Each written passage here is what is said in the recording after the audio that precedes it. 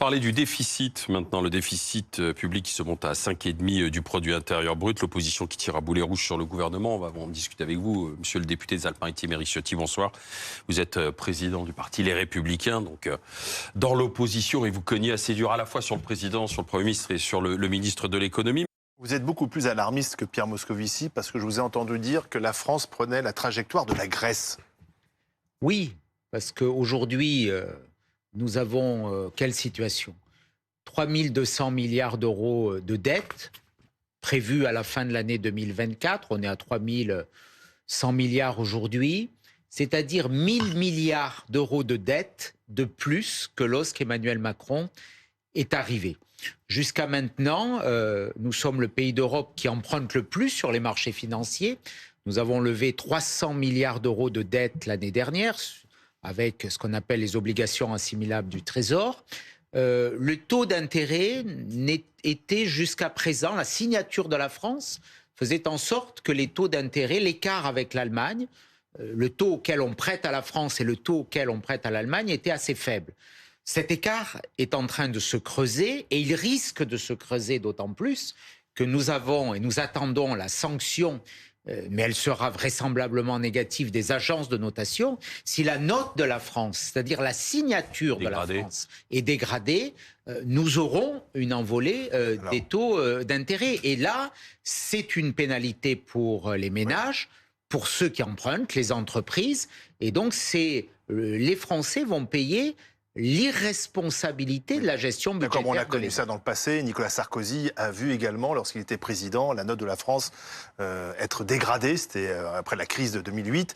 Il y a eu aussi des crises traversées par Emmanuel Macron, quand même. La crise des Gilets jaunes, la crise du Covid, qui a été sans précédent, l'inflation provoquée notamment par la guerre en Ukraine. Tout ça n'était pas prévu. La crise des Gilets jaunes, on peut quand même lui attribuer une grande paternité de ce mouvement, qui est, je vous le rappelle, la conséquence d'un ras-le-bol fiscal des Français. Déjà.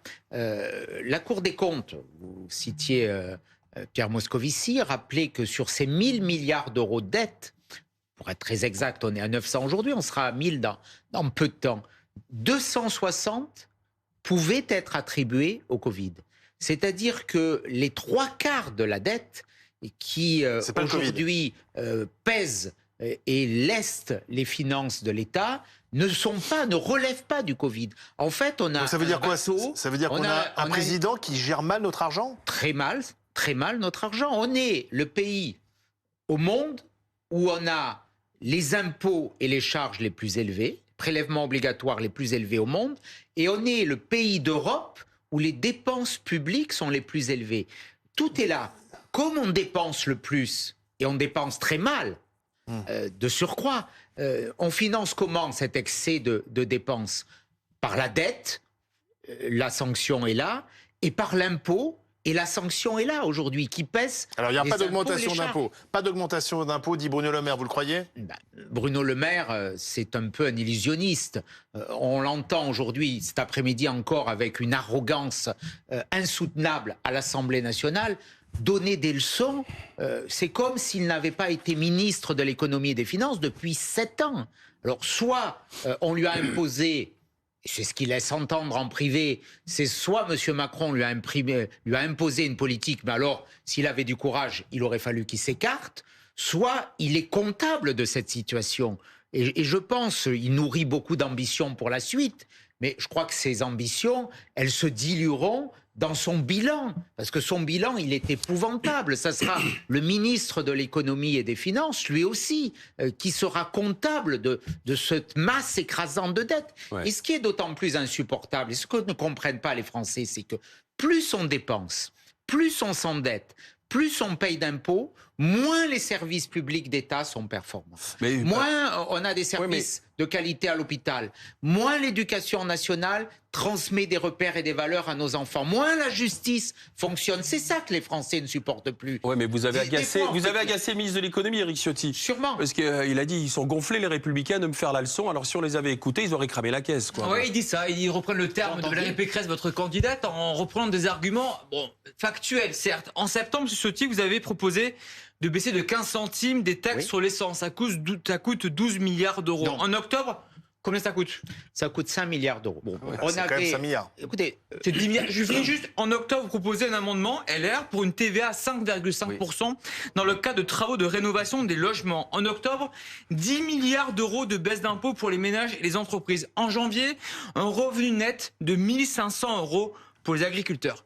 C'est pas la rigueur avec vous. Hein. écoutez, nous, ce que nous avons fait, vous savez, le budget, il se vote une fois par an.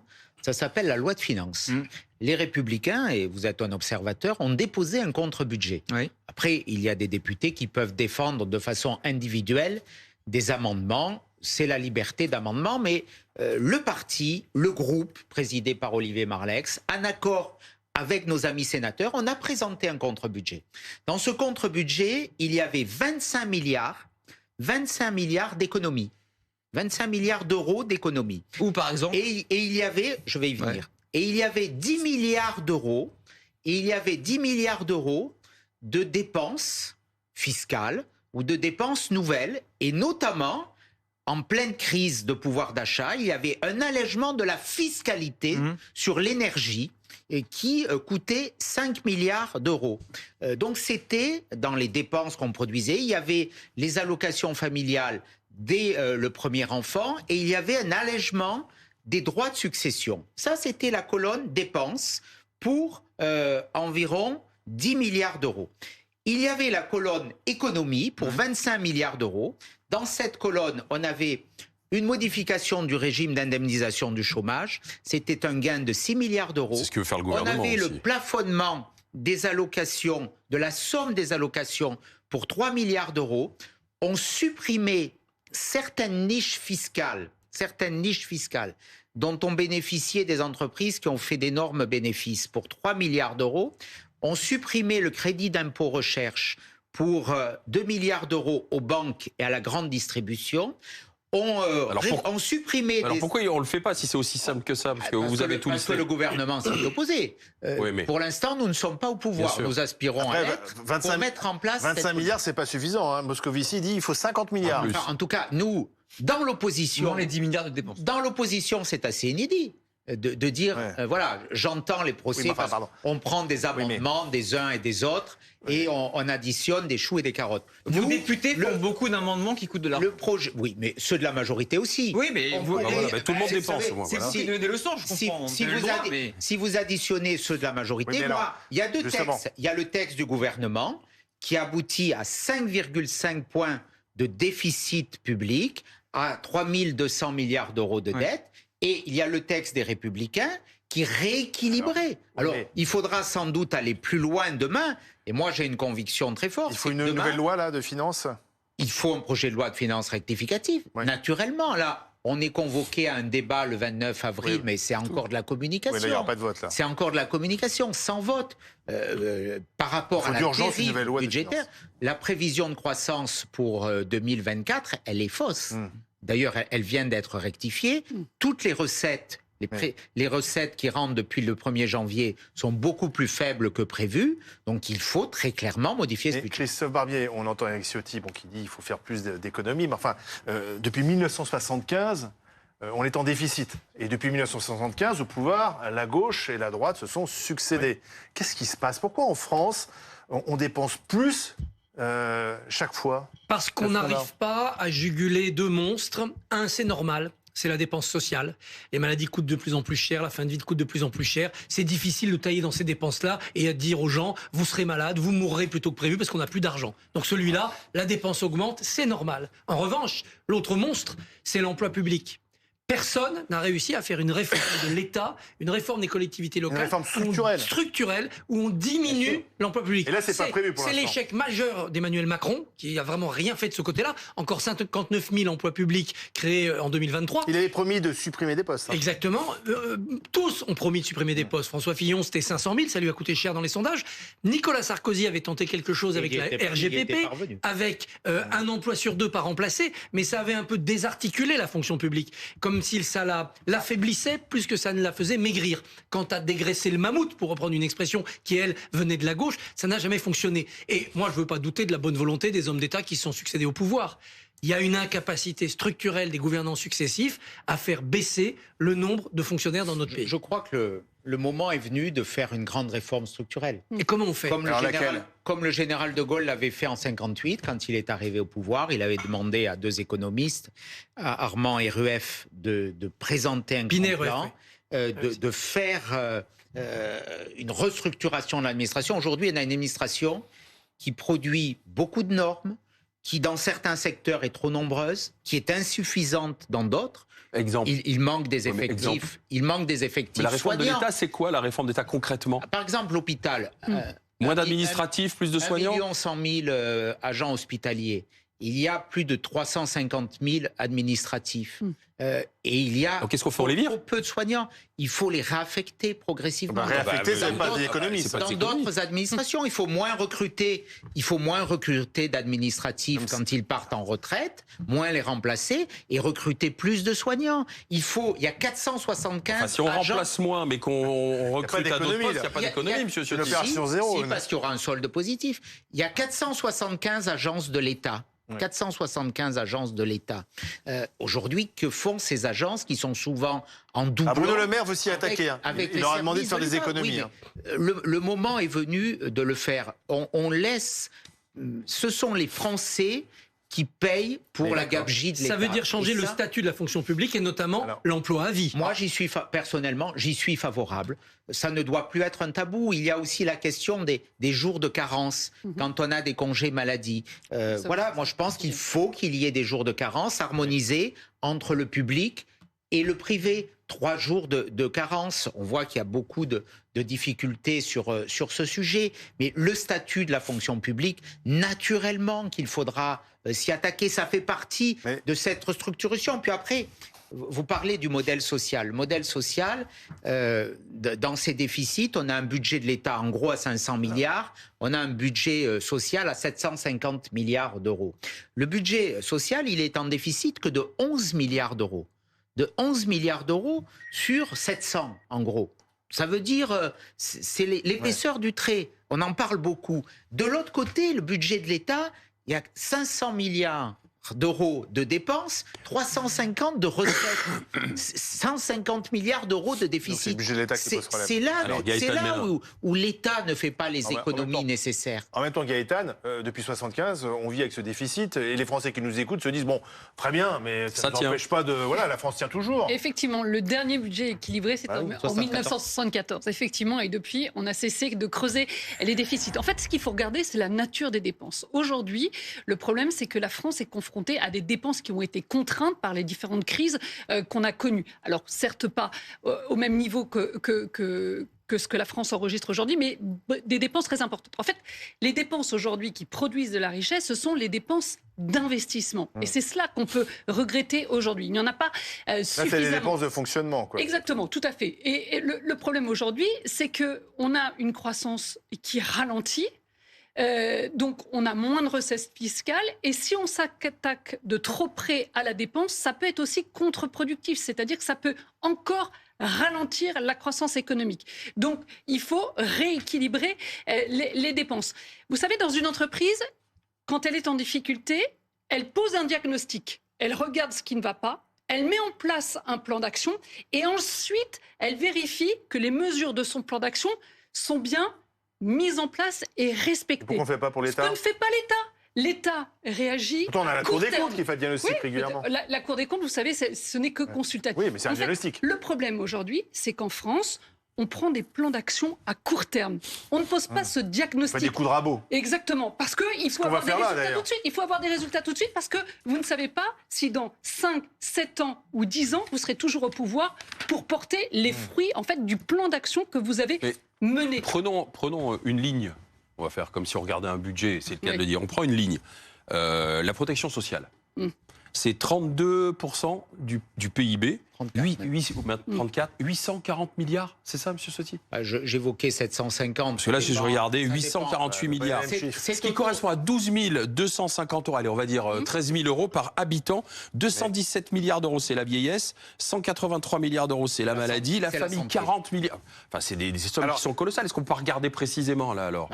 Nous, ce qu'on propose notamment, c'était le cas dans le contre-budget, c'est que certaines allocations soient plafonnées. Lesquelles?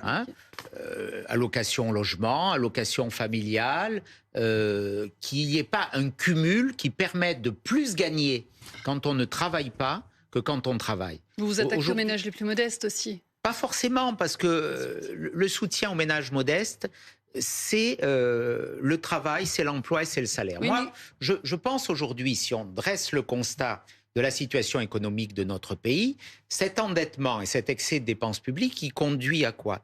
Il conduit à des prélèvements obligatoires très élevés qui pèsent sur le salaire.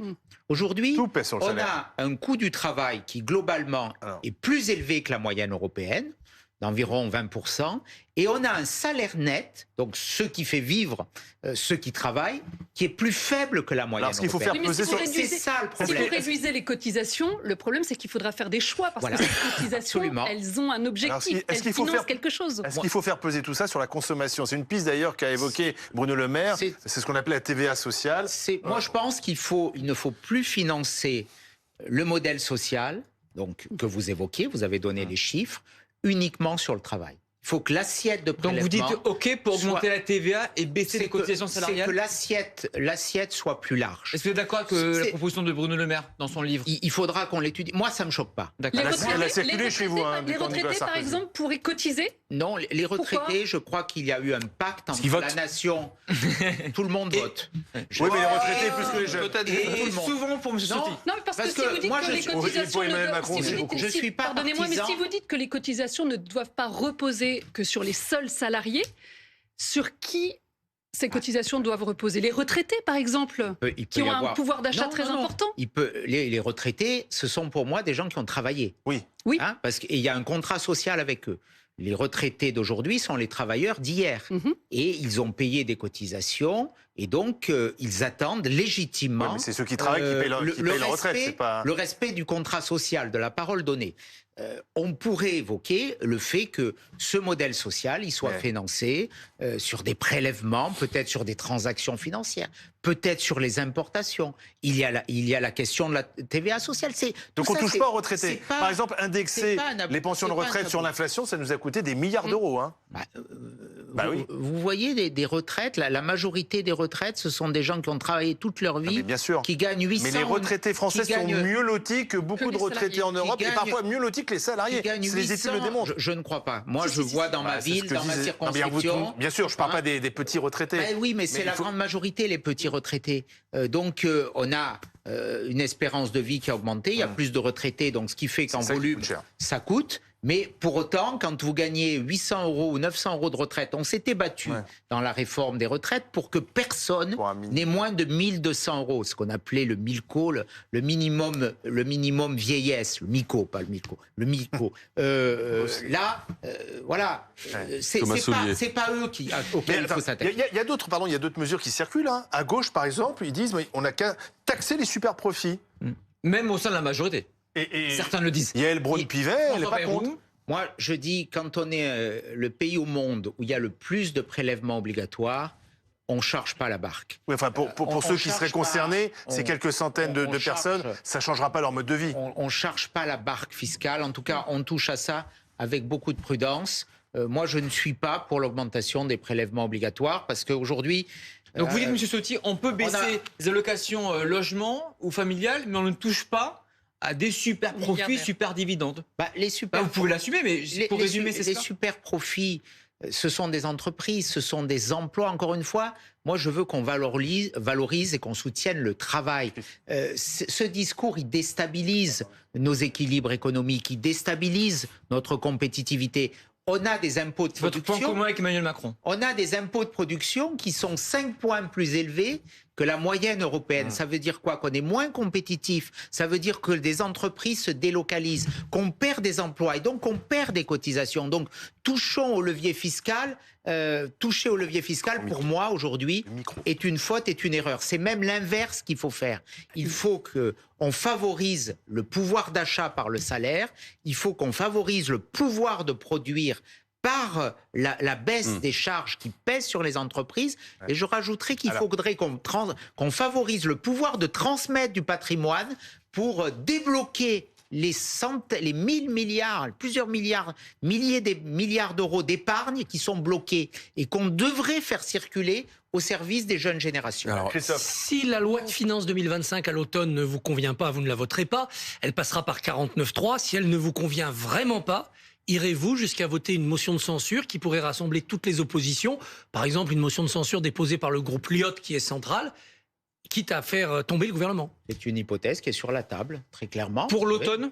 Et est-ce que s'il y a un budget avant les rectificatif JO, après les JO, en juin, juillet, Après les JO, s'il y a ce qu'on appelle un PLFR, désolé pour le terme, c'est un budget rectificatif en juin et juillet, est-ce que vous pourriez, si vous convient pas, faire tomber le gouvernement à ce moment-là? Je crois que Juste avant les Jeux Olympiques. Je crois qu'aujourd'hui, on ne peut pas continuer dans cette situation. Donc oui, vous dites, c'est possible. C'est possible. D'accord. On ne peut pas continuer dans cette situation, dans cette dérive qui met en péril l'avenir de notre Et nation. faire tomber le gouvernement avant les JO, vous dites, ce n'est pas irresponsable, dangereux, Nous verrons le calendrier qui est choisi par le gouvernement. mais ce n'est pas exclu. Les JO, c'est pas une échéance législative, c'est pas une échéance politique. Ça l'est pour M. Macron, elle ne l'est pas pour nous. C'est au député des Alpes-Maritimes que je vais m'adresser parce que sur les réseaux sociaux aujourd'hui, vous avez pointé ce qui s'est passé dans un quartier qui est situé à l'ouest de Nice, qui s'appelle le quartier des Moulins. Quartier qui est tenu par, en partie avec des points de deal. Et aujourd'hui, il y a eu un affrontement entre les riverains, des bandes, des policiers qui ont été blessés. Que s'est-il passé? Vous avez des informations, Éric Ciotti? C'est une situation de grande tension actuellement dans le quartier des Moulins, car une quarantaine d'individus cagoulés s'en sont pris à la fois aux forces de l'ordre et manifestement à des étrangers en situation irrégulière, sur fond de trafic de drogue, de règlement de compte. Il y a 4 blessés, dont 2 graves, dont 2 en situation de gravité importante, qui ont été blessés à coups de marteau.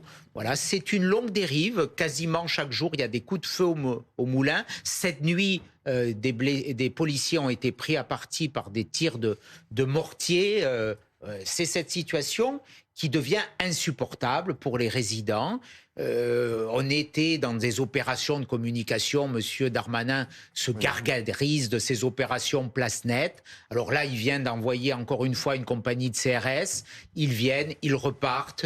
Dès que cela s'interrompt, ouais. Ce qui est intéressant, c'est que... repartent. Enfin, c'est intéressant, c'est un peu effrayant, c'est des règlements de compte entre les habitants et des migrants et peut-être des mineurs isolés, des habitants qui accusent ces mineurs isolés d'avoir tenté de violer des filles du quartier. Et donc, il y a des règlements de compte. L'enquête devra le déterminer, mais la situation, elle se dégrade sur fond à la fois d'immigration. Voilà, regardez les images de BFM Nice là, sur les règlements, les bagarres. Il y a un jeune qui se fait taper dessus par des jeunes de la cité. Voilà, coup de marteau, comme vous le voyez. Absolument. Derrière tout ça, Là, c'est la guerre civile. Il y a le trafic de drogue, insupportable, qui gangrène beaucoup de nos cités. On voit ce qui se passe à Marseille, mais ça risque de se propager ailleurs. Et il y a l'immigration, parce que dans ces réseaux de trafiquants de drogue, aujourd'hui sont utilisés comme traite des êtres humains finalement. Une exploitation négrière pour faire baisser le coût du trafic de drogue. Ouais. Eh bien, il y a des mineurs qui arrivent de l'étranger, souvent d'Afrique. Donc il y a la drogue, l'immigration clandestine. Ce sont les 2 sujets. Et ce sont ces 2 sujets que le gouvernement est incapable d'enrayer. Alors l'autre sujet d'actualité, et on va le voir avec Véronique Febvre. Bonsoir Véronique, notre journaliste éducation. On a appris que le proviseur de l'établissement Maurice Ravel à Paris a quitté ses fonctions pour des raisons de sécurité. C'est ce proviseur qui était menacé de mort parce qu'il avait demandé à une élève d'enlever son voile.